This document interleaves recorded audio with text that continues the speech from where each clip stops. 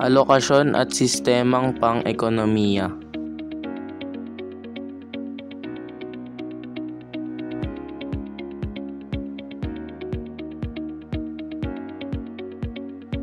Munang pamamahagi ng pinagkunang yaman.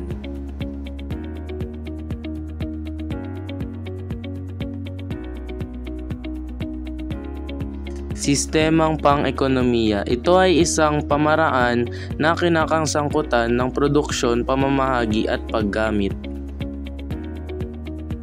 Ito naman ang halimbawa ng mga sistemang pang-ekonomiya: tradisyonal, market, command at mixed economy.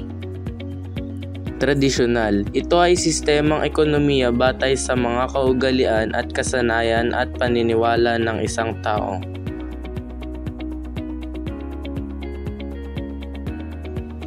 Command. Ito ay uri ng ekonomiya kung saan ang pamahalaan ay nagpapasya ng lahat.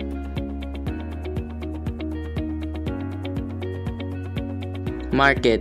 Ito ay uri ng ekonomiya kung saan ang law of supply and demand ay nagiging batayan. Panghuli ay mixed. Dito pinagsama-sama ang tatlong uri ng ekonomiya: command, traditional, at market. Wow!